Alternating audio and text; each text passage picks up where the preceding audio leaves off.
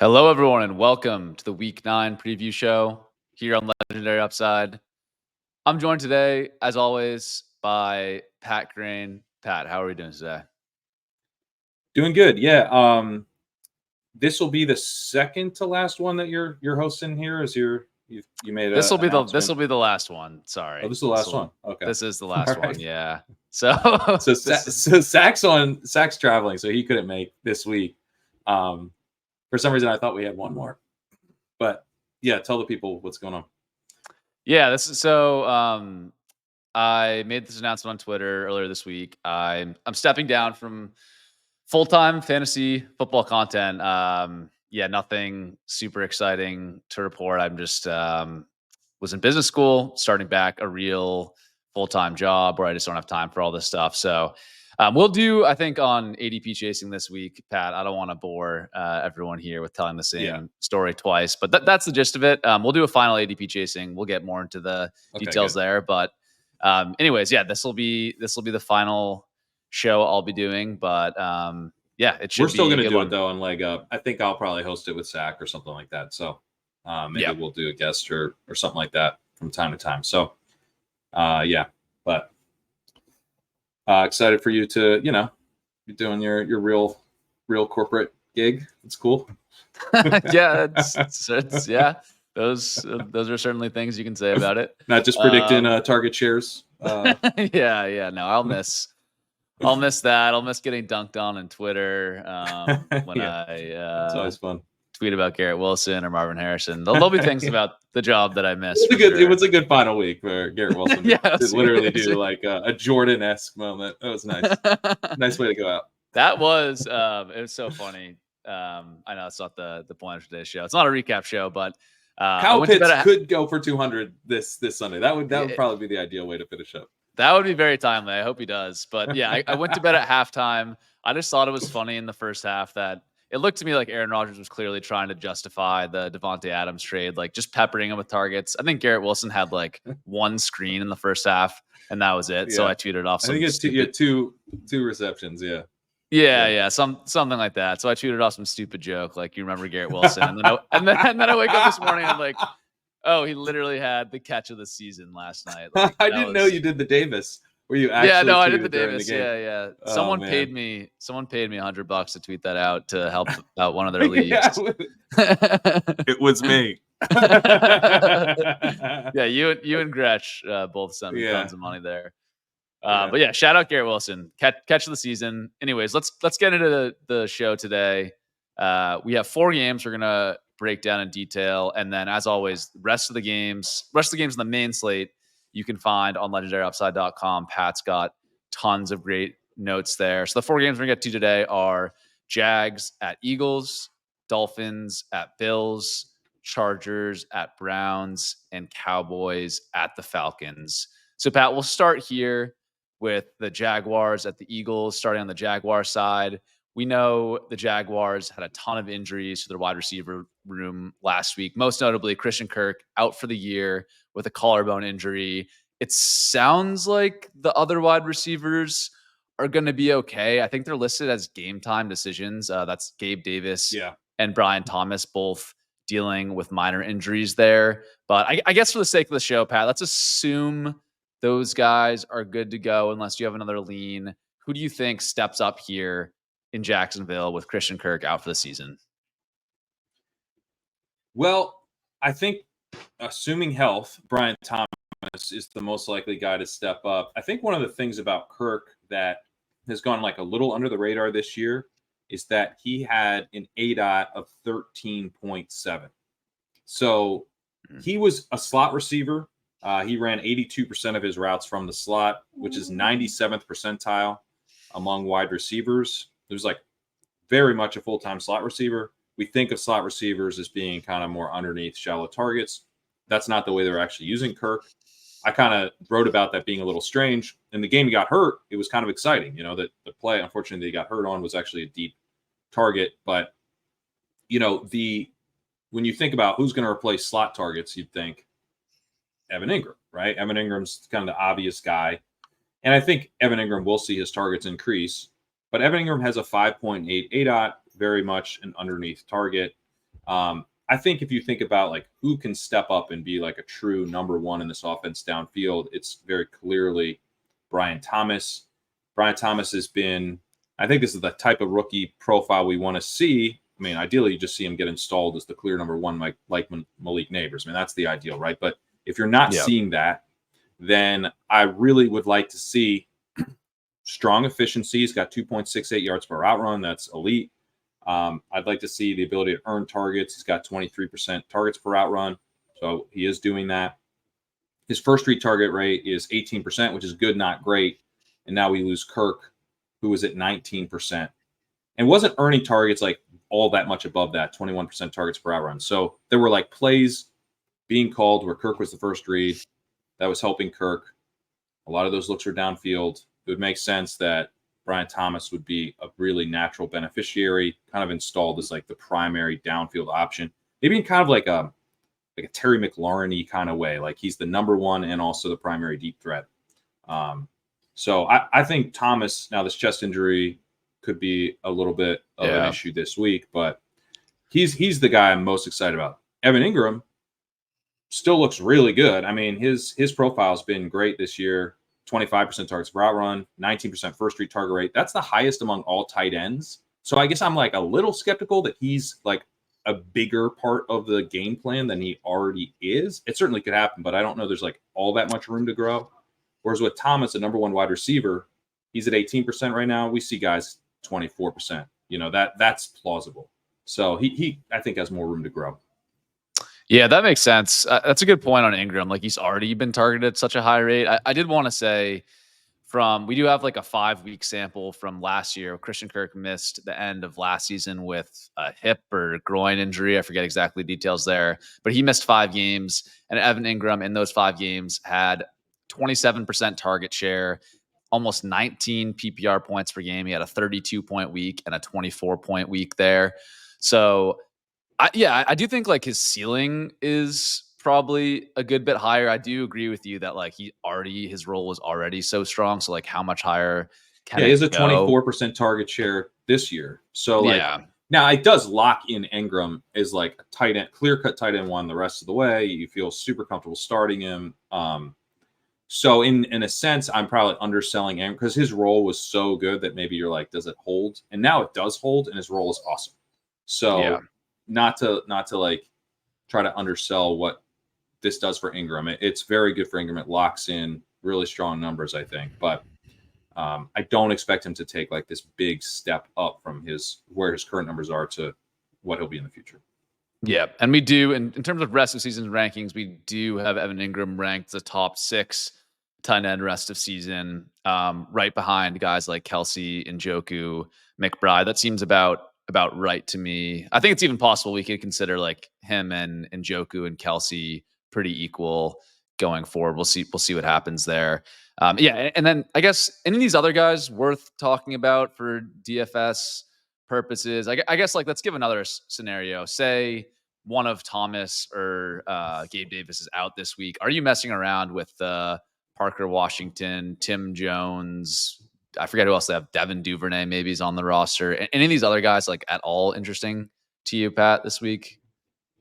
I think if the receivers miss, then it's really Ingram is, you're looking at potentially him consolidating targets in a pretty big way. Let me pull up the numbers from last week.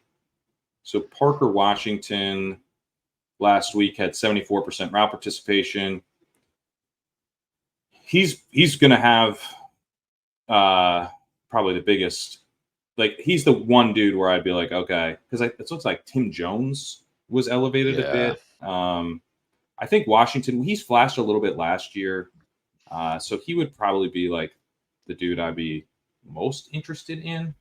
But it's a low bar, but I agree with you. Yeah, he seems like his numbers for this season. Yeah, I'd have to like look it's into not good. Like, yeah, no, it's not good. He's only at 34% route participation, but he's got 0.71 yards per route run. And he wasn't. I looked into this last year. I don't have the numbers, but he wasn't all that good last year. Although he did have like a game or two where he had okay volume. He didn't really flash last year either. Parker Washington, right? And we know that wide receiver doesn't work the same way at running back. Like you can put someone into, a running back's role and they'll produce somewhat similarly to that running back in a lot of cases. When you put, Xavier Hutchinson into the Nico Collins role, he doesn't produce like Nico Collins.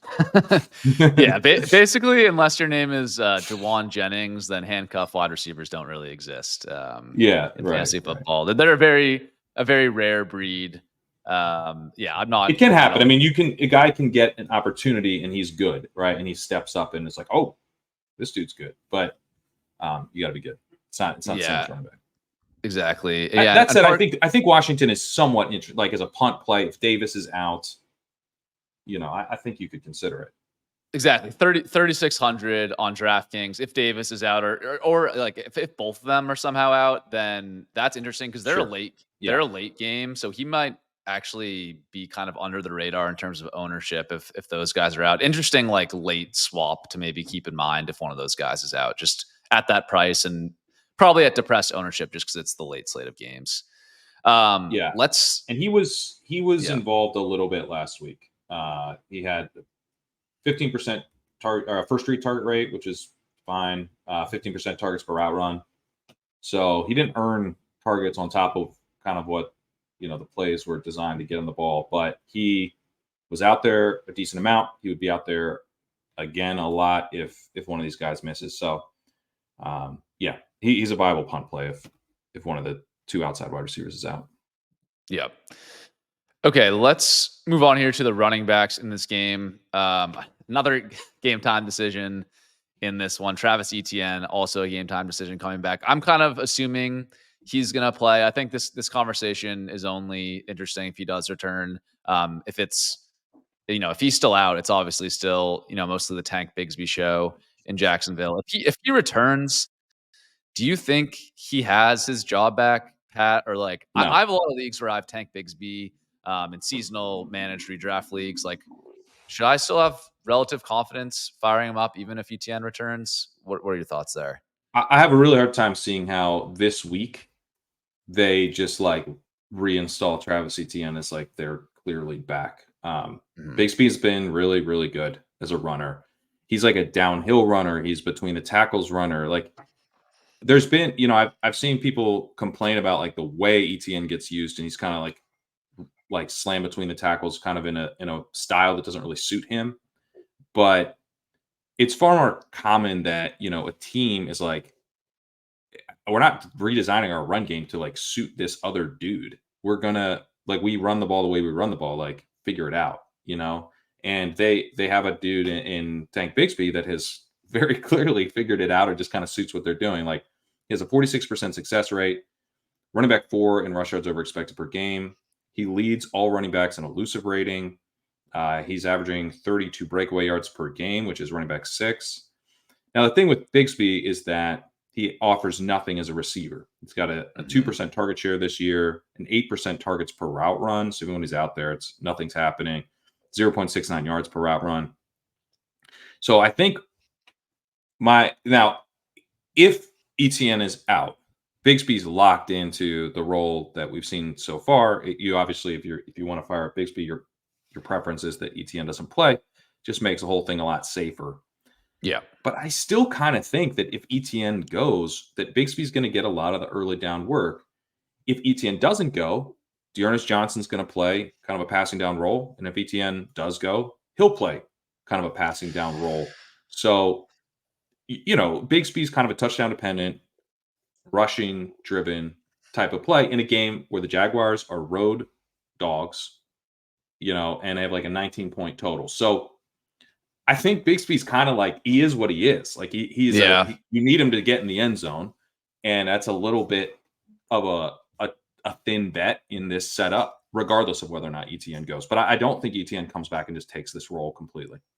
That's how I landed too in this, is that like, I feel like the Etienne role is just kind of a one-to-one replacement for Dearness Johnson more than it affecting Tank Bigsby. Now, obviously in the margins, it probably affects it a little bit. They're going to give Etienne a little bit more. He'll get more work than Johnson would, but I don't think it's like a huge difference. And in this one, it depends your level of desperation at running back. I think in a matchup against the Eagles where the Jaguars are at high risk of getting behind early, I do think Bigsby is a pretty volatile play. But I don't think ETN coming back like completely nukes him. Let's see. We have him ranked as like a low end running back 3. That seems about right to me based on his profile there. And yeah, last thing I'll say on Bigsby, like the pass down stuff, like I going back to bad tweets I've had, I had some tweet about like, what are the Jaguars doing? Like giving D'Ernest Johnson all these pass down snaps is overthinking it. Like Bigsby was a decent receiver in college. Just like let him go out there and see what he can do in the passing game. And literally the first target he got, maybe this was 2 weeks ago now, just bounces off his hands, like pops up into the air for like almost another one of those like laughable. Well, that happened in his rookie year, right? It happened like multiple times his rookie year. Yeah, like at least 2 times, I think.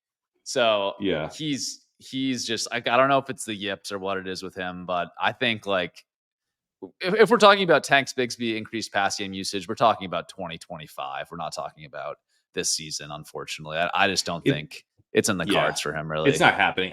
I think the funny thing with Tank Bigsby is his name is Tank, and then his last name is Bigsby. That's such a badass running back name. But he's not like that. Like as a prospect, he's like, he's kind of more of like an explosive type of dude. And then he has this horrible rookie year. And we're like, oh, he can't play.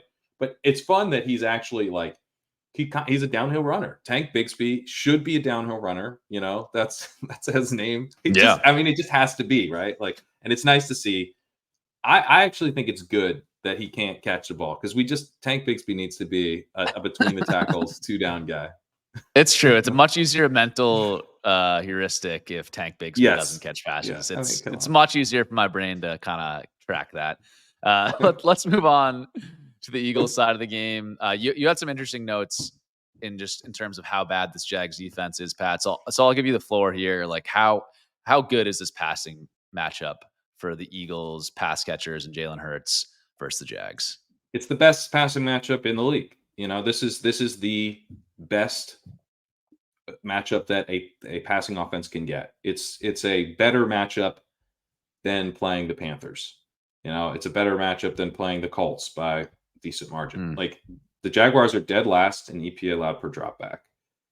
They play a ton of man coverage, which is good for us because it makes things like a little bit more predictable. You know, like the best wide receivers in the league are really good at beating man coverage, especially if it's single man coverage. And the Jaguars aren't overly aggressive about double teaming. You also have, as I wrote up, you know, with the Eagles, they tend to see a fair amount of single high safety because they run the ball so well, you know, and you have Jalen Hurts and Saquon Barkley being really, really threatening rushing players. You know, you got Barkley with the breakaway speed, Hurts deadly around the goal line, not just with tush push. So it's a very, you know, you kind of have to decide, like, what are we going to do? Are we going to try to like double AJ Brown or Devontae Smith? That's putting you in a position, you know, like, what are you going to do with your safeties? Right? Is the question here. So the Jaguars are really in a bind this week. Like, I think this matchup makes them worse than they normally would be because they kind of puts them in a position where they're probably going to have to play a fair amount of single man on AJ Brown at various points in this game. Dating back to 2022 when he joined the Eagles, AJ Brown has 5.37 yards per route run against single man coverage. 5.37. Only Tyreek Hill at 5.90 is better. It's crazy. It's crazy. So the question for me is not about like, is this a good matchup? It's a really, really good matchup. The other funny thing about the Jaguars is that they're kind of good against the run. They're 6th in rushing success rate against. They're 14th in EPA per rush. So they're not like great, but it's very clear, like if you're game planning, that you attack the Jaguars through the air. And my hope is that the Eagles see this as just a huge mismatch that it is with Brown and Smith. I mean, Smith is set up very well here as well. But they're big home favorites. And since the week 5 bye, they've pivoted hard to the run. They've had pass rates over expected of minus 10, minus 7, minus 8 since no, I did the math wrong there. What's 50? That's 52 minus 38, but that's minus 14. So can confirm that yeah. They they and the pass rates themselves have been very, very low. 46%, 36%, and 38% uh over the last 3 weeks since the bye.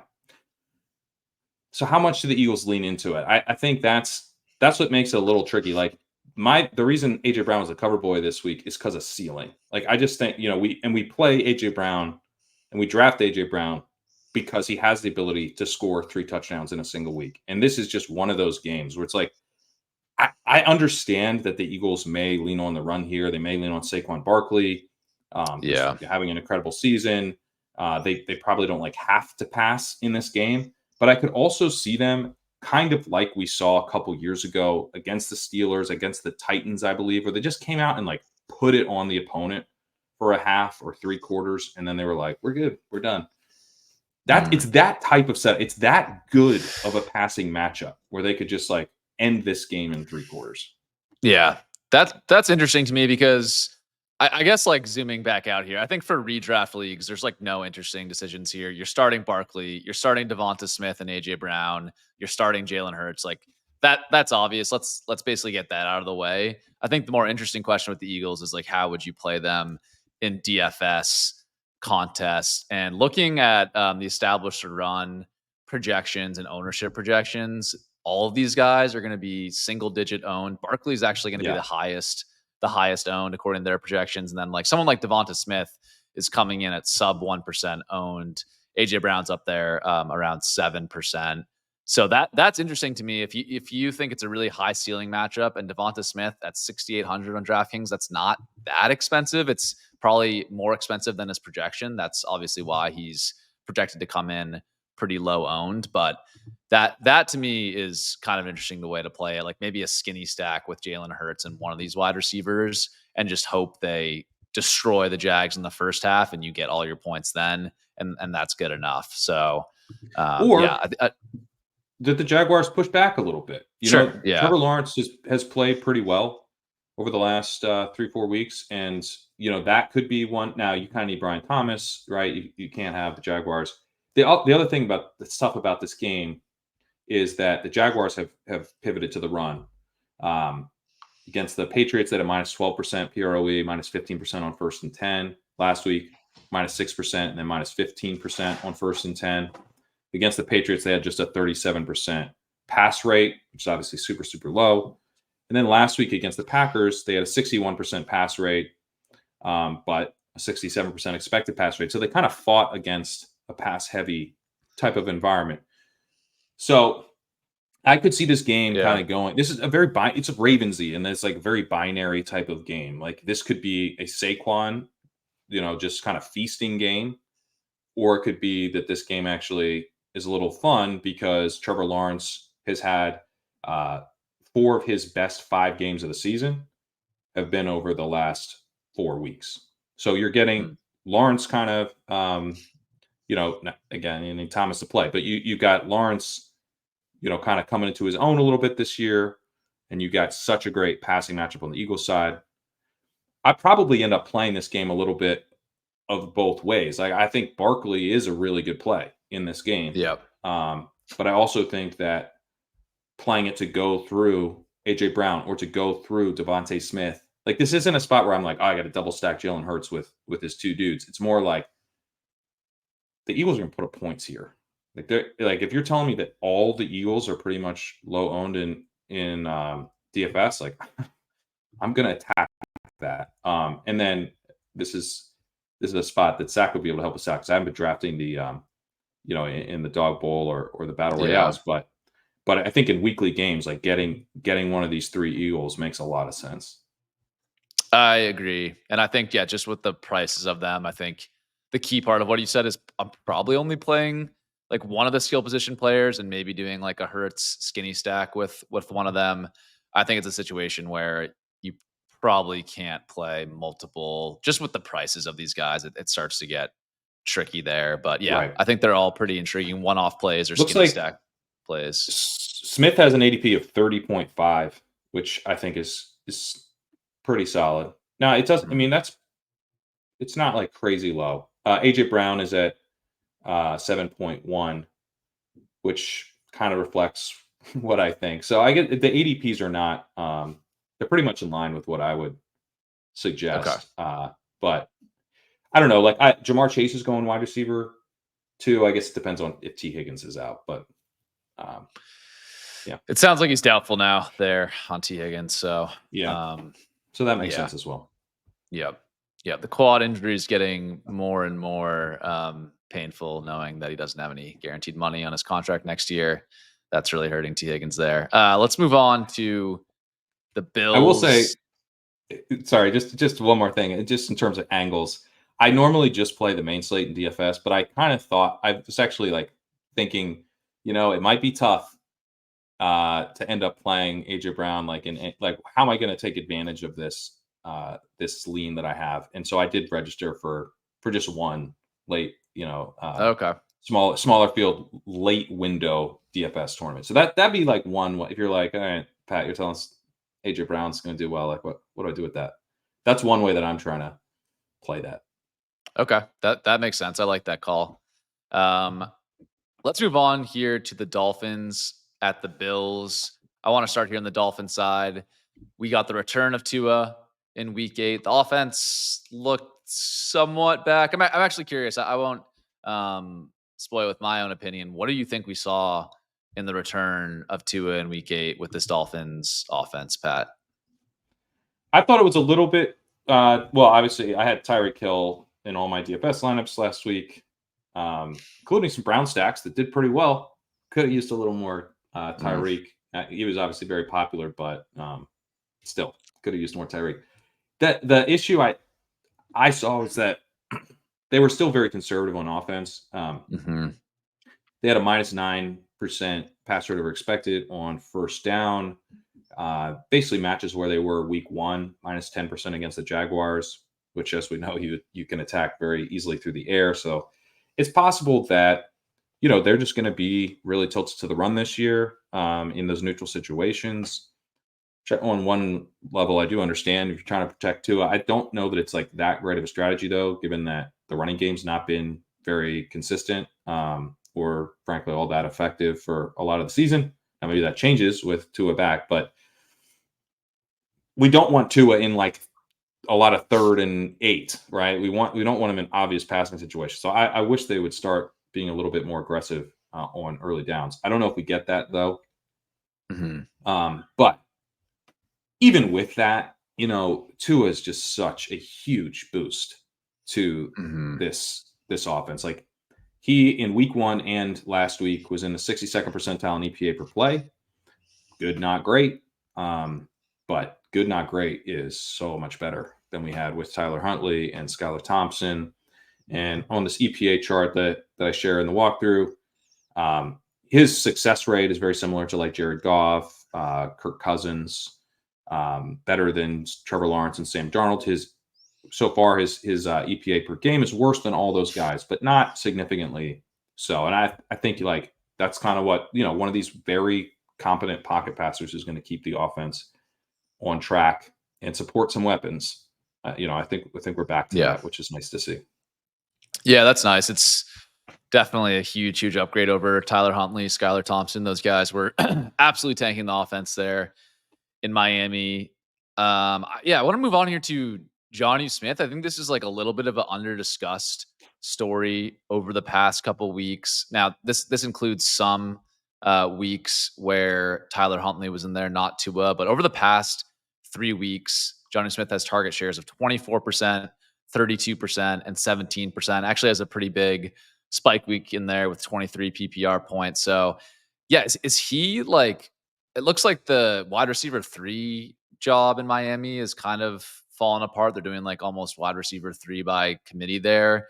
Is it safe to say that Johnny Smith is like emerged here as a stable option, and can we trust him as like a low end tight end 1, high end tight end 2 going forward?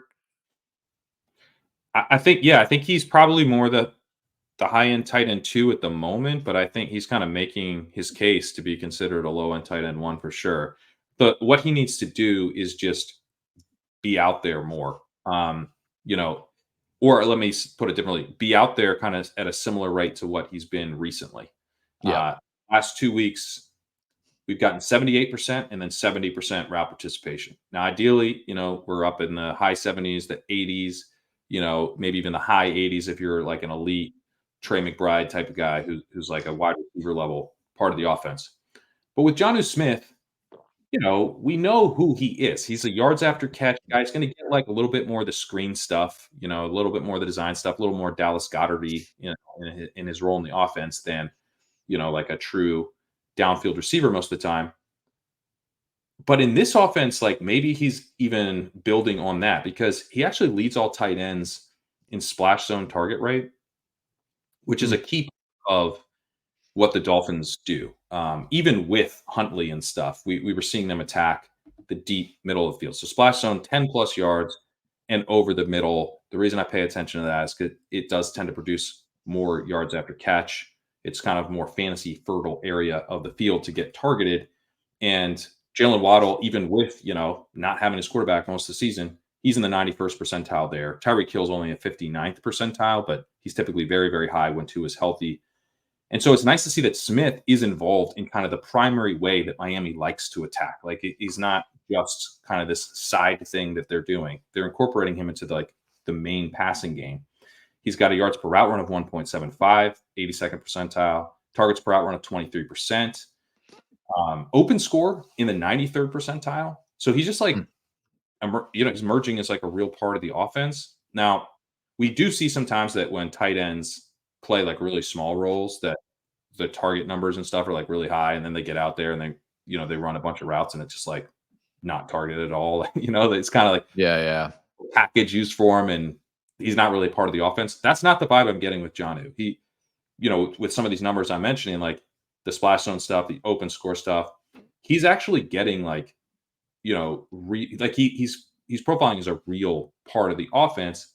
And then over the last couple of weeks, when he's actually had good route participation, 28% targets per route run on that 78% route participation, 21% targets per route run when he had 70% route participation. So it's not like he's just, it's not like these numbers were just driven by like small sample stuff. When he's actually been out there, they've been looking for him as well. So I think we need to start taking Jonnu seriously as kind of this high-end tight end too.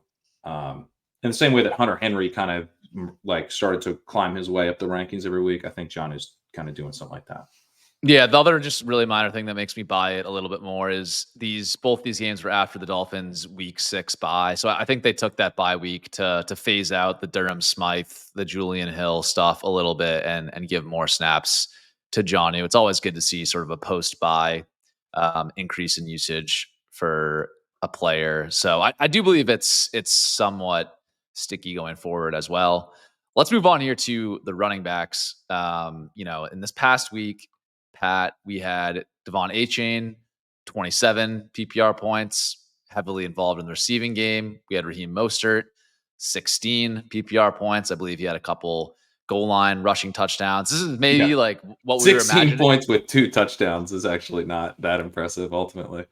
No, but yeah, my point is just like this is kind of like maybe what we imagined when we drafted these guys, like in the second round, in the 7th or 8th round this summer. That like, oh, both of them are startable on a weekly basis. Like these guys can both get there in the same week. Is it as simple as like Mostert's the goal line back and has to get there that way, and Achane's like the kind of do it all receiving back that can get there that way, or any added context on this Miami backfield going forward? I think that's generally right. Raheem Mostert, he's got a 44% success rate, and that's like at this point in his career, what you're counting on. Like he's the reliable guy. He was in there around the goal line. I don't think he's like always going to be the dude at the goal line, but he has that role more than Achane, and he's got a lot of touchdown upside as a result. Achane has had really horrendous rushing numbers this year. He's running back 45 in rush yards over expected per game. He's got a 35% success rate. So he's almost 10 percentage points lower than Raheem Mostert there. That's not going to help him get those goal line carries. But last week, he had 31 rush yards over expected. He had a 70% success rate. He seems to be doing quite a bit better now that the defense has to respect the passing game. And of course, he is a big part of the passing game. He's got a 23% targets per route run, a 15% target share. He's running back 3 in target share, and running back 4 with a 1.76 yards per route run. So kind of the whole time during the like really, really dark days of inefficiency on the ground, I was like still holding out hope because Achane was showing some of that burst as a receiver. And, you did have like the weight gain and stuff. And so it's like, I hope he didn't like ruin, his superpower. But he Yeah. still looks quite fast out there. So I think, with the offense back on track, Achane very, very strong, kind of locked in RB1. And Mostert, you're hoping for touchdowns, but it's a very plausible hope. Yep. There's worse like RB3 flex plays I think you can make than Raheem Mostert. That all makes sense to me. Let's move on here to our third game. Chargers at the Browns. We got the new look Cleveland Browns with Jameis Winston. Goodbye Deshaun Watson. I think everyone can be happy about that. Let's actually start here on the Chargers. Did you not want to cover the Bills at all? Oh shit, you're right. That's on me. I saw Dalton Kincaid's name and my eyes just it's just like I'm skipping. No. So this is my notes on the Bills, which I meant to go do next. Yeah, this is actually interesting on the Bills, Pat, and what I meant to get to. The wide receiver situation, I think, is pretty interesting. Like, how are you ranking for this week? Amari Cooper, Khalil Shakir, Keon Coleman? Because I would almost buy arguments of like any ordering of those three. It's very tough for me to rank. I'd probably like go Shakir, Coleman, Amari if it was me, but I've low confidence in that. So curious how you're viewing the Bills wide receiver group going forward. So the guy I'm most interested in, and I feel somewhat confident about it, is Shakir, because you look at the matchup here. The Dolphins are not good in the secondary, 27th in PFF's coverage grades. They're allowing explosive passes at the third highest rate. Very poor protecting the deep middle of the field. But they've got a good pass rush. They're second in pressure rate. They're first in time to pressure. So, and they blitz a fair amount. This is part of how they get that pressure. Defensive line, good, not elite, but they do get pressure. You have to worry about that. Now, with Josh Allen, we've actually already seen him play this team. He was really, really effective against the Dolphins, especially on quick throws. He has the highest mark by any quarterback this season on quick throws. And it was back in week 2 when he played the Dolphins. He had 1.22 EPA per play on throws of 2.5 seconds or less. That was a small sample, but you would expect that he probably leans on that style again, given that, you've got a team that's beatable downfield, but will get to you fairly quickly. And he's been favoring the slot this season on those throws. Shakir has a 33% targets per route run on quick throws. Samuel is actually at 31% targets per route run. Obviously run a lot less routes, but it seems like, the slot is kind of one of their answers for beating this. And so I feel good about Shakir's role and his routes. Like, I know I'm not getting 90%, but he's their slot receiver, right? So this Amari Cooper stuff doesn't really affect him. He's going to be out there for his slot receiver stuff. And this is a game where I think the slot could get boosted a bit. Dalton Kincaid has also been targeted at a pretty high rate on quick throws, or at least like in line with his typical rate. Got a 24% targets per out run overall this year. He's at 25% on quick throws. So I don't know that this will like necessarily boost him a ton, but I feel good about like him being a part of the game plan, usually in a sort of typical way. And I don't know. I've been kind of like weirdly bullish on Kincaid the last few weeks. He's got decent enough yards per route run, 1.66, 24% targets per route run is really good. He's running a fair amount of routes. Now, his route participation was down a bit last week, which concerned me. 66% last week. Didn't love that. That's way too low. But normally it's been pretty good. So I don't know. I'm still kind of like Dalton Kincaid low and tight end 1 seems in play to me. But I think Shakir is probably the most fun way to play this. Yeah, I had some like terrible joke about Dalton Kincaid and the ship chasing Discord this week, where I'm like, I think the Bills like game plan on offense is just to throw Dalton Kincaid like just enough screens and limit his routes just enough that he comes in at 24% targets per route run. So we have to talk about him each week. Like they're like, all right, wait, nope. Put him on the field. All right, get him 2 screens. Okay, now get Dawson Knox in there. Don't let him run any more routes. Okay, we're at 24% targets per route run. We're good to go. He'll get touted Honestly, on every Sam, I fantasy show. wish the Ravens would do that with Mark Andrews. Like that there would are be cool. worse things. Yeah. Sometimes then the guy comes off the field and then he comes back on the field. He isn't targeted, So I do like that they're trying to get him to 24% at least. And I'm a screens truther, even though I was derogatory with it there. I did some analysis this summer. Like screens are the most valuable play on like just a yards per target, yards per route run basis. So not that screens are a bad thing, but yeah, I don't know, man. I agree with you. Like you look at all the numbers for Dalton Kincaid, like I can't make an argument against you. Like all the peripheral numbers are strong. Like his route rate has like mostly been strong outside of a couple weird weeks. Mm-hmm. But like we're now through 8 weeks and he's only eclipsed 10 points 3 times. And that's been 11, 13, and 13 points. So it's just like, I'm just starting to wonder, like, when you do something like that, he's supposed to have scored like 28 points in one exactly. of those weeks. He's like, you only clipped 10 once, but it was 28. It's those scores kind of suck too. It could have said it clipped 13.1 0 times. Yeah, that's also true. So I don't know with Kincaid. I'm just like, I'm a little skeptical of just like the ceiling and talent. But if we fast forward and he just converts some of these targets to big plays, to touchdowns, like I don't think you're necessarily wrong there. So if Sack was here, he would join me on the Dalton Kincaid hate train. He wanted to lower him a little bit in the rankings. He said he held back. So growth from Sackreligious. He's that is very biases in check. Yeah, that's very impressive of him. But yeah, I agree with you. We'll keep monitoring the Amari Cooper stuff.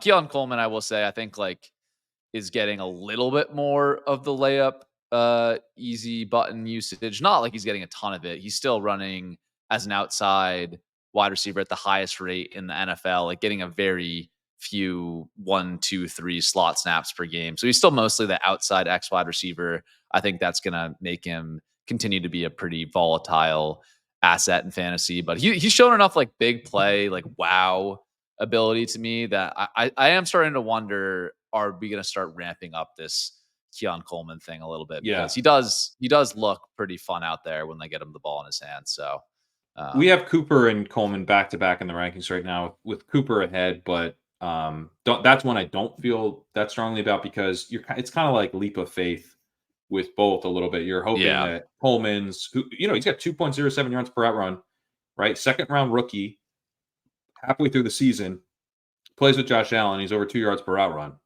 Normally we'd be like, and it's, by the way, he's like pretty much in a full-time role. Like we'd be really excited about that guy.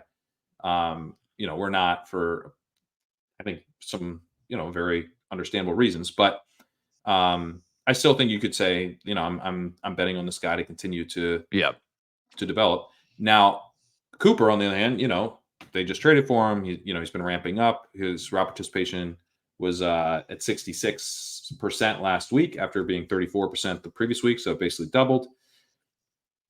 I think we could see him in the 80% range this week for sure. And I guess what I would say generally is that like I like this matchup for the Bills, and I kind of like the matchup for the Dolphins too. Like I think this game could be fun. I know that the Dolphins struggled against the Bills in their first outing, like even before Tua got hurt, he threw 3 interceptions. But when I look at this matchup for Tua, I'm not like I think he'll be fine.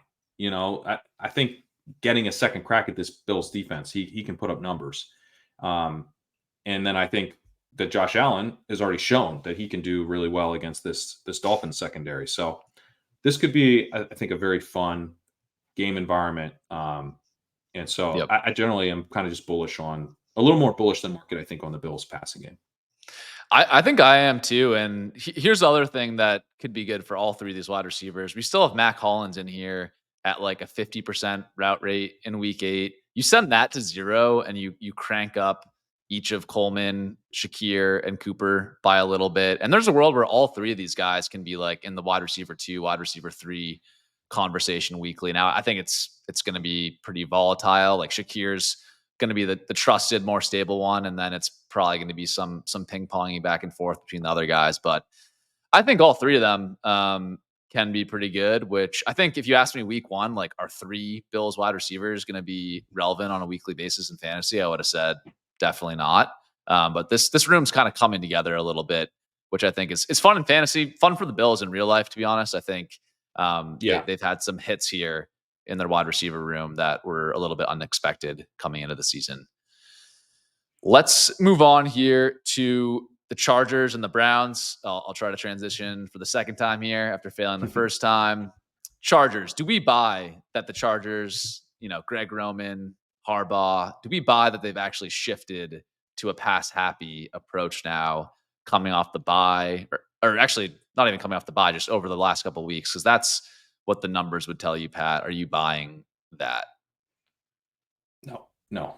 I'm not buying it. I think, though, that they're more comfortable if kind of forced to pass. Okay. What I'm citing, Pat, I good. guess, just so you see where I'm coming from, is I think the pass rate over the expected numbers over the past month put them in like the top 10 in the NFL. So that's like what I'm referring to, just for the record. Yeah. So they have had, since the bye, they've had a 2% pass rate over expected, a 4% pass rate over expected, and a 5% pass rate over expected. Okay. Pass rates of 55%, 69%, and 62%. So they have been more willing to pass. And yeah, I mean, there could be something to that. I guess I am. And it has been a big shift as well, to your point. They were at -8, -13, -12, -8 to start the season. So, they're coming off the bye. Herbert's a bit healthier. They feel better about, their number one wide receiver, who's a rookie. They lean more into the pass. I think that all makes sense. At the same time, I don't know that they're going to be like looking at this matchup and saying, "Man, let's attack it through the air." The Browns have been a team that you generally run on, not because they're so easy to move the ball on the ground. They're pretty good against the run, but because they're elite in terms of their pass rush. They've got the fifth highest pressure rate. They're third in pass rush win rate, 11th in time to pressure. They're a very strong pass rush that most teams just like don't want to have to like subject their quarterback to a ton of dropbacks against. So my guess is that maybe that they play now. Maybe there has been a shift and we see the Chargers play more balanced as opposed to like super run heavy, which is good for game environment and overall play volume. But I do think they'll probably be shifted or tilted to the run here. Herbert, he's got a long time to throw, 2.9 seconds time to throw. I don't necessarily love him in this matchup from an efficiency standpoint or from the Chargers being like, let's put this game on his shoulders standpoint. So I think what you're hoping for with the Chargers is that, yes, they are a little bit more willing to pass. And this is a really competitive game where Jameis Winston is actually succeeding against a pretty difficult matchup that he faces against the Chargers defense. Chargers are third in EPL per dropback, second dropback success rate. I don't think they're like a truly elite defense, but they're pretty good. So if he can put up points and make this a competitive game, I don't think the Chargers will shy away from that. And I think that's how we get to, Herbert and McConkey having a nice day. That makes sense. And yeah, one of my fears in this game, if you're trying to play the weapons here, is that I honestly kind of think that Jameis gets exposed a little bit against this Chargers defense. I know he was fun last week against the Ravens. The Ravens have sneaky been one of the easiest teams to beat through the air over the past, and a huge pass funnel. Teams have been passing them a lot. Yeah. So I kind of think it's going to be the Browns coming back down to earth here. I know it's been a fun story with Jameis, but I'm a little bit worried, like you, that I do think, even though the Chargers have shifted a little bit to be more balanced, I still think they kind of need to be forced to really air it out. And I think I would prefer to play this through J.K. Dobbins and the run game here. And I guess going to that, like, there's been a lot of chatter in the fantasy space about J.K. Dobbins' declining efficiency compared to the start of the year. Are you worried about that at all in this matchup here, or do you agree with me that this is a good J.K. Dobbins setup in week 9? Sorry. I think it's a little hard to be too worried about J.K. Dobbins' efficiency because he's coming off a season high 82% snap share Yeah. last week. So it's just like until we see Vidal starting to eat into the workload, like he gets a really good matchup. He's going to get a lot of touches. Um, he's kind of got this boom bust profile. If you look at the whole season, he's got a 31% success rate, which is really bad, but he's shown good burst at times. Maybe it was, more early in the year, but like he's in a spot where he could, again, the Browns aren't terrible against the run, but they're 17th in rushing success rate against. So you can run on the Browns, and I think he'll get his opportunities, um, as indicated by that 82% snap share. So yeah, I think generally it's just kind of like we're staying course with Yeah. Dobbins in this matchup. I agree with you there, and we have him ranked as such. Initial passer rankings, we have him running back 13, so just outside of the running back 1 Yeah. grouping there. That seems right to me. And yeah, like Kamani Vidal, I wish I could tell you that I watched Kamani Vidal and I think he's some like special explosive player. That would be good for my best ball bags. It's not like I guess I'll say this. It's not like this is like Tyrone Tracy or like even someone like Chase Brown. Like it's not some like exciting running back that's Hmm. behind J.K. Dobbins. I know like in people's heads, Kamani Vidal is exciting because he's new, he's a rookie. He looks fine to me. I just think like people saying, "Oh, he's going to steal Dobbins' job," things like that. I think that's a little bit crazy to me.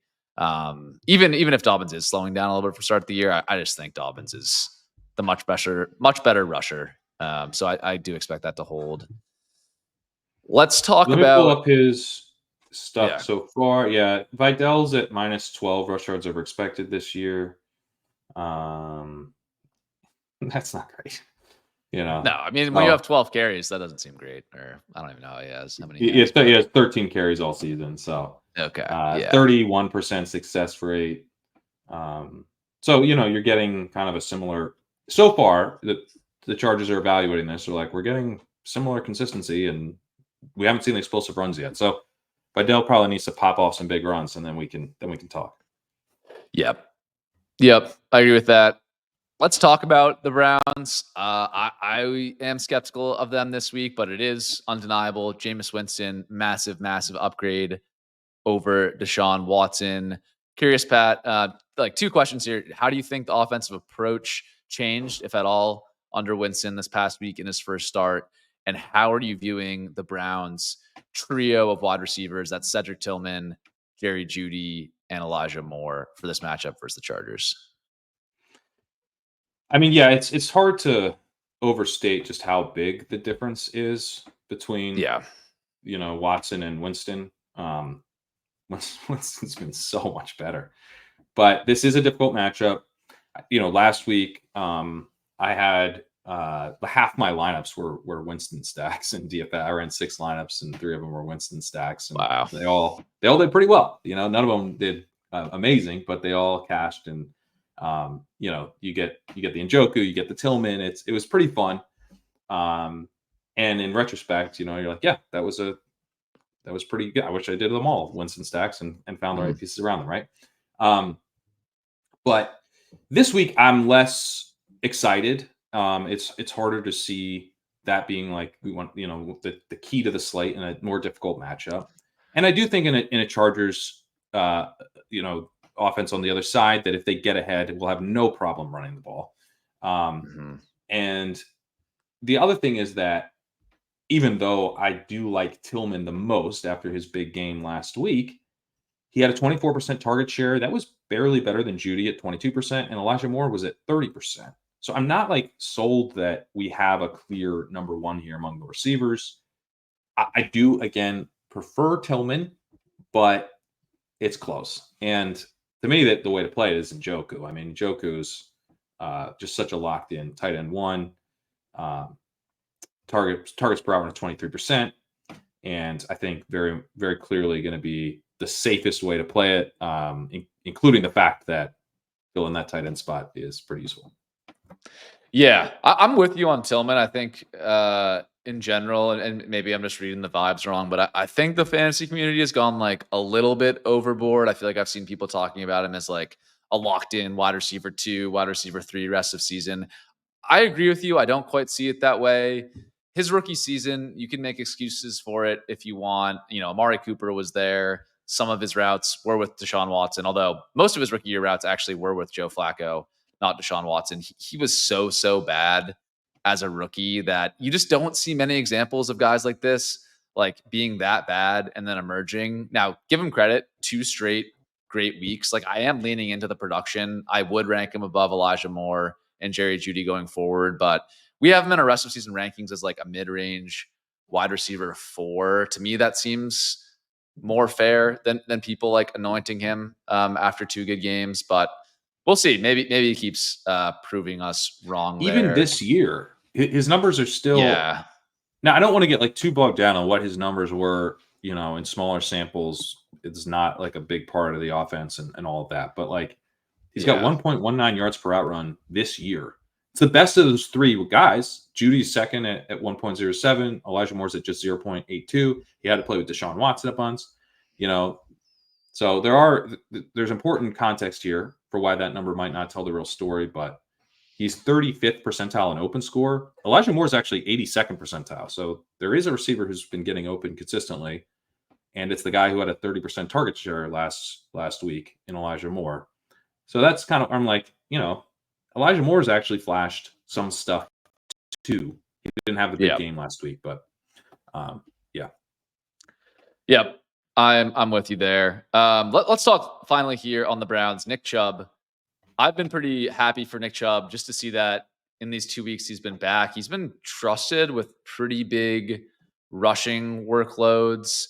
I'm pulling it up here, Pat. But yeah, past 2 weeks, Nick Chubb has gotten 55% of the rush attempts in week 7 and 70% in week 8. And these are decent raw totals to 11 and 16 carries. So if you told me that in August, July, I'd be pretty bullish about Nick Chubb that they're already trusting him with this big a workload. Yeah. Anything else to say on Nick Chubb, and like how do you sort out his value going forward in this Browns offense? So in this game, he goes against the Chargers defense that's 2nd in EPA allowed per rush, 10th in rushing success rate. So not a spot, right? And then you also have the offense maybe struggling more in this game. So it's not like the great matchup for him, but he's going to get the work. So I think he's already like in the RB3, like, very kind of one of these like, I got like, I feel pretty good. I'm getting like 12, maybe 15 carries. Like that's cool. Plug that dude in as an RB3. That sounds pretty good. A high-end RB3 type dude. I think you could make a case he's in the RB2 mix. I'm probably not there, but like, if he's getting that much work, he gets in the end zone. Like you could feel pretty good about him as an RB2. I think in certain matchups we will have him there for sure. Maybe just not in this one. Yeah. Yeah, and I think if this game ends up being more fun than it maybe looks, it's partly because the Browns have been really willing to pass. Last week, they were at 5% PROE, a 14% pass rate expected on 1st and 10. That was their second highest mark of the year. The highest mark of the year was 2 weeks ago when Deshaun Watson got hurt. That was some Dorian Thompson-Robinson, but they were willing to pass without Watson. Now for 2 straight weeks, they've been willing to pass without Watson. And they were at times in the early part of the season leaning on the pass. They had PROEs in weeks 2, 3, and 4 of 5, 7, and 6. And on first down, they were at 7, 8, and 11. Then they went away from that because it wasn't working at all. And now Watson's gone, and they're going back to the pass. Ken Dorsey likes to pass. Yeah. And so I could see this game. I could see the Browns actually being like, oh, they're efficiently moving the ball through the air, and they're being kind of aggressive. And all of a sudden, the Chargers are willing to pass as well, and this game is actually starting to be kind of a fun back and forth affair.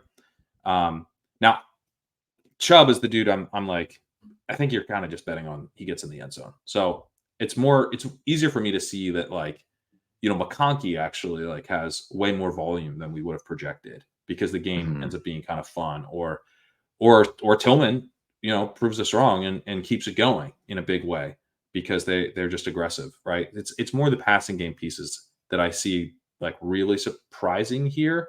And then the touchdowns are probably going to drive a lot of the value for both running backs. Yep, that makes sense to me. Yeah, I think Chubb, probably not messing around with him in DFS. I'd have to double check the salary there. But yeah, I think he strikes me as like a totally fine running back 3 in your seasonal managed leagues. I actually have some spots where I acquired Chubb and we'll be rolling with him this week. So yeah, feel good about that as an RB3 start. Let's move on here to our final game, Cowboys at the Falcons. Cowboys had that pretty poor Sunday night, Monday night performance last week. I forget which one it was. Primetime performance against the 49ers where they looked really bad. But the story of that game for them was they just turned up the dial on the CD Lamb PPR scam. They basically designed the entire offense around him coming out of the bye.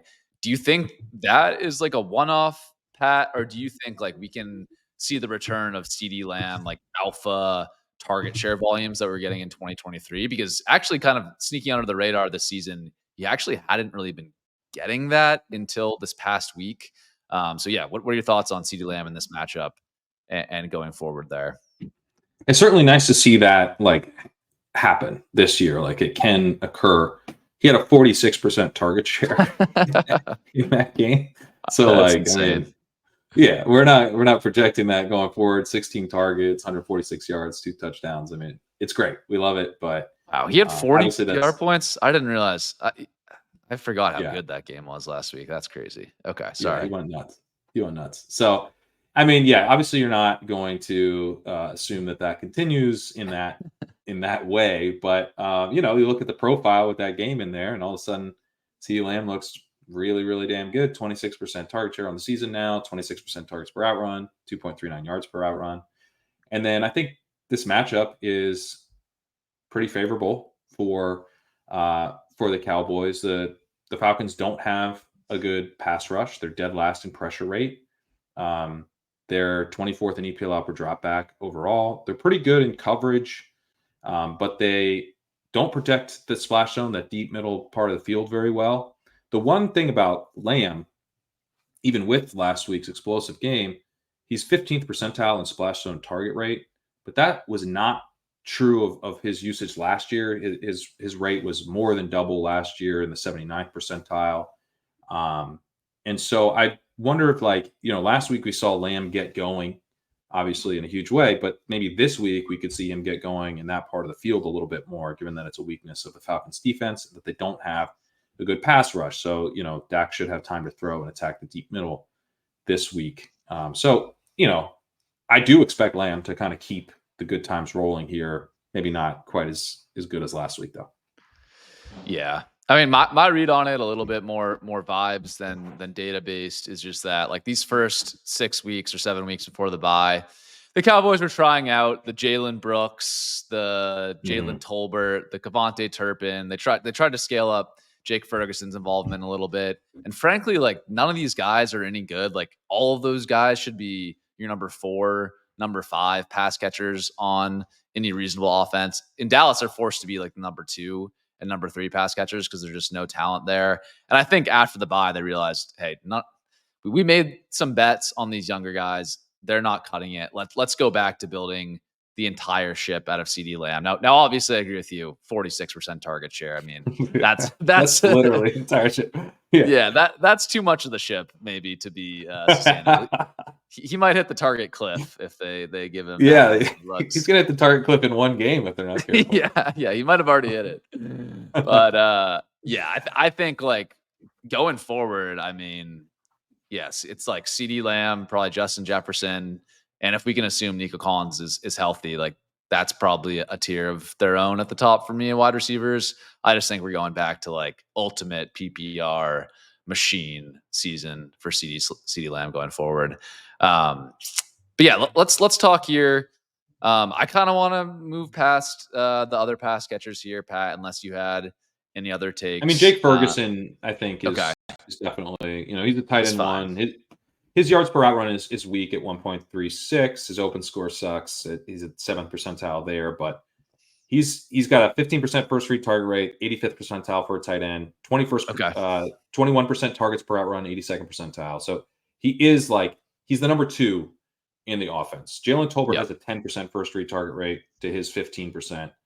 He has a 14% targets per out run to his 21%. Jake Ferguson is the number 2 option in the offense. And that's good for a tight end, especially when we think that the quarterback here could have a good day. And I do think that Prescott can be pretty efficient against this Falcons defense. Yep. That makes sense with Ferguson. Yeah, if you're playing any Dak stacks, I like including Ferguson in those for sure. Good bet on like a multi-touchdown game or something like that. Yep. He's definitely in play. On the running back side, this got really gross last week. Rico Dowdle ruled out with a sickness, a fever. I think he's going to be back. Can we go back to like confidently, putting Rico Dowdle in the running back 3 mix in this matchup, Pat? Or are we nervous at all? Like, did any of these running? I don't even know. I'm asking this. Did any of the running backs flash anything without him? The answer is obviously no. Zeke and Dalvin are washed. So he's back to RB3, Cook had right? 2 yards per carry. He had 2 yards per carry. It's crazy. Yeah. I think on ADP chasing this week, I pulled up his box score. I was like, 2.6. I was like, that's from a previous year. I went, 2. It was actually worse than I thought. So look, they say he had a fever of 102 degrees. Okay. Now that's from Dowdle. He told reporters he had a fever of 102 degrees. He wanted to play through the illness. I'm now quoting Roto-World. But the risk factors associated with such a high fever forced the team to sit him. Okay. Is that true? I don't know. But I don't think it matters. Because Dalvin Cook, it's the other theory, right, is that he was fine. He could have played. But they had an itch that needed to be scratched called Dalvin Cook. Well, that itch, oh no.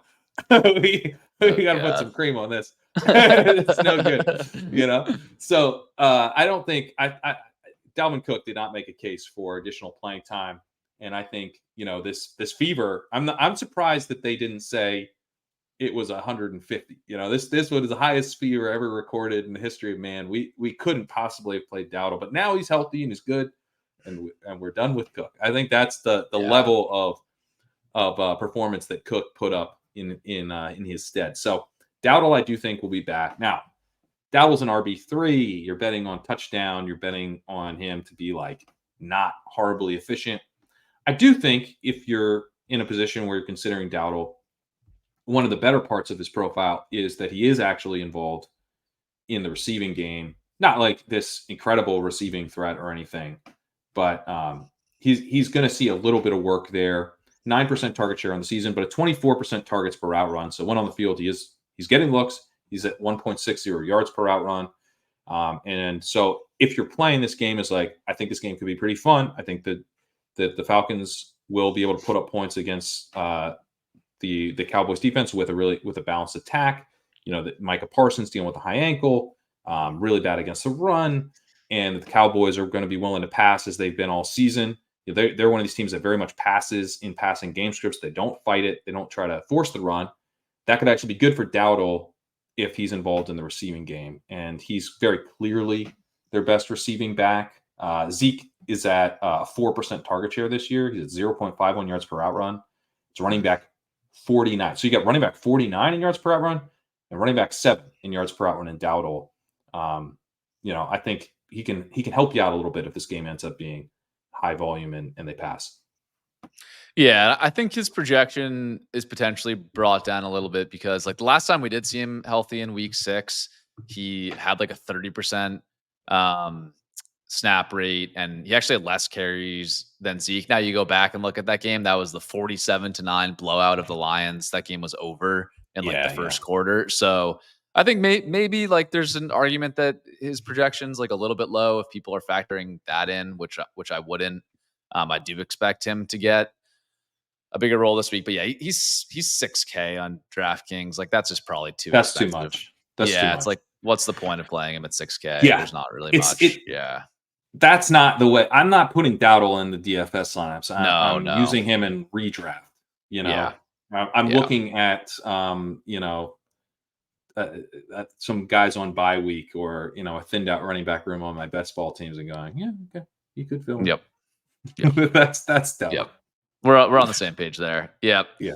Let's move on to the Falcons side of things. After really scaring us early in the season, Kirk Cousins only running the pistol, wasn't able to move without No crutches play action with the field. I've never seen that before. Yeah. A quarterback literally had crutches on the field in week 1. Real pocket passer, it's kind of a statuesque. You got 2 crutches under you. Yeah. For the record, Kirk Cousins still can't really move out there, but he can move just enough to get things done. He is just a smart player out there. He's making all the right reads, getting the ball out on time, doing all the Kirk Cousins things. So this offense is fun again. That's fun.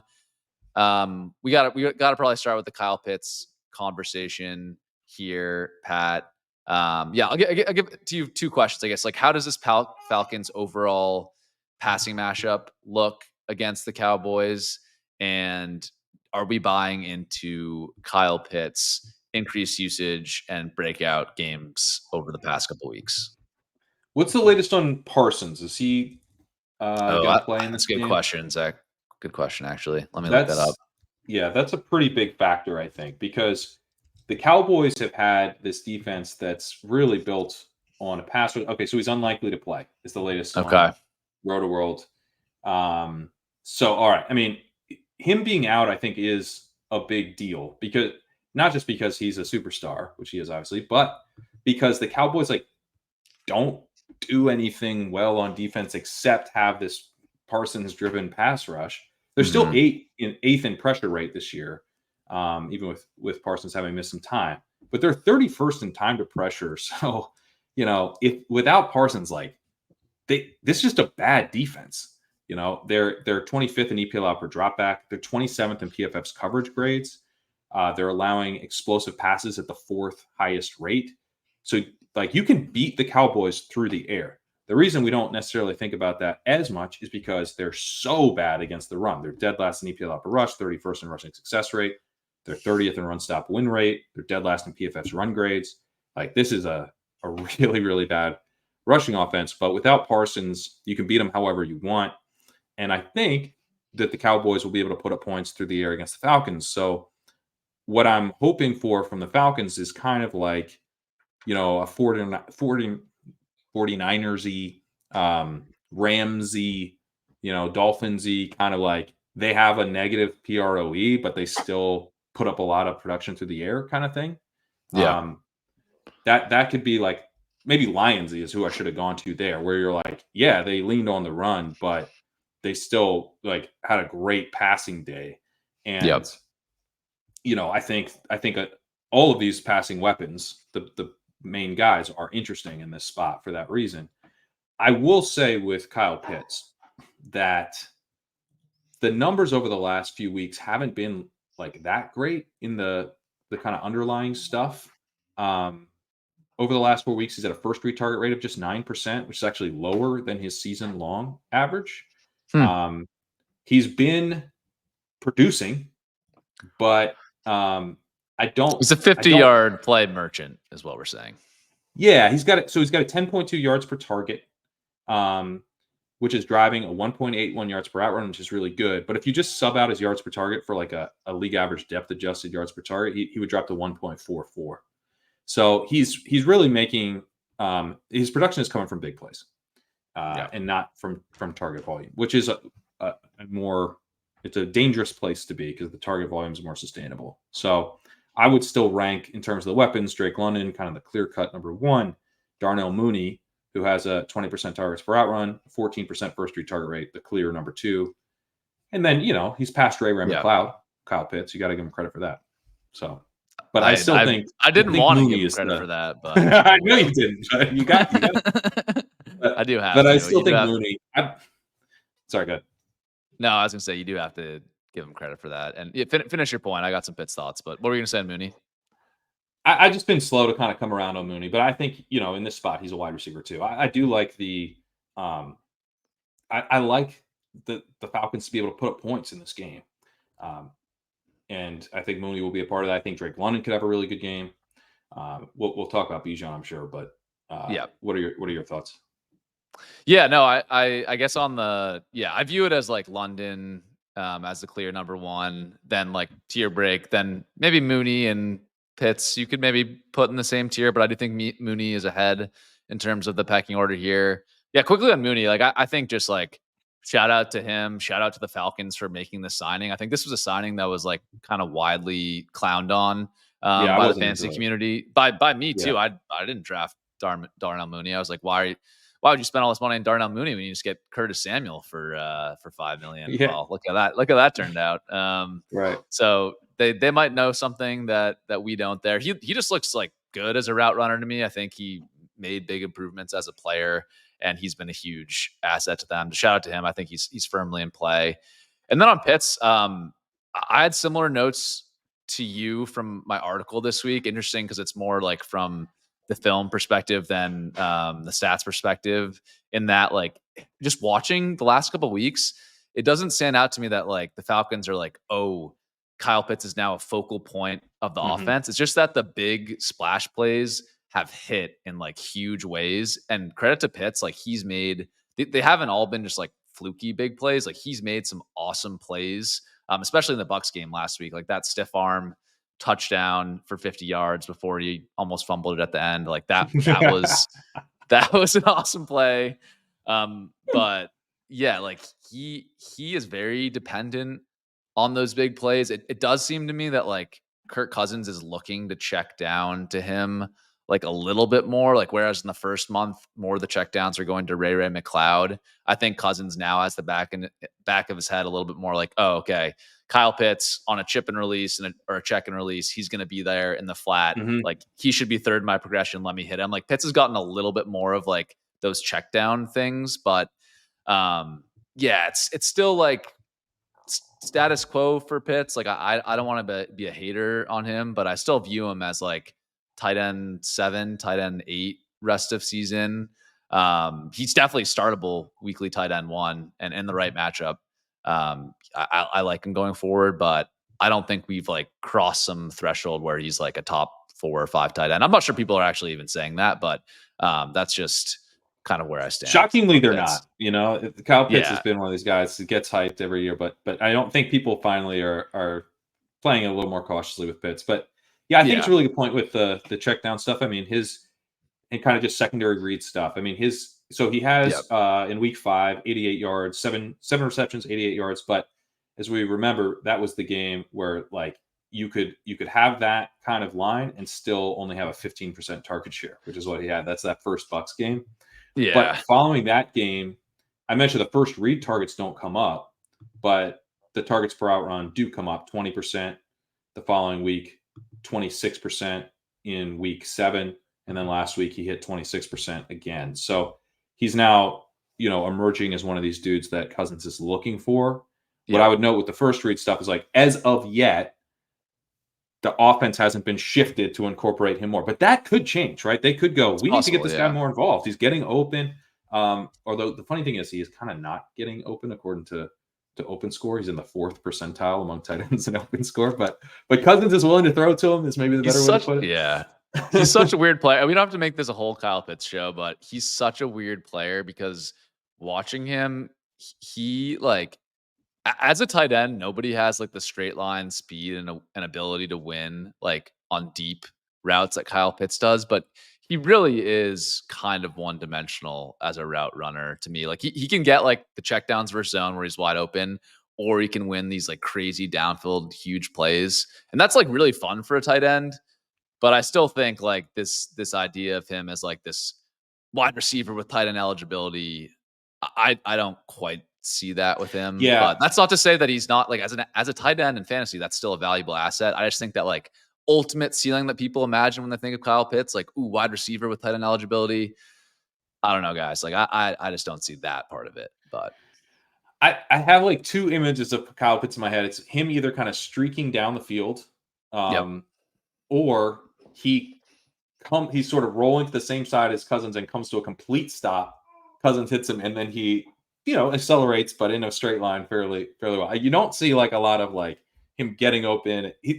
I a lot want of him to be more nuance in this Puka-y, game. I wish he Yeah, was more yeah. Puka-y. That would be a lot more fun.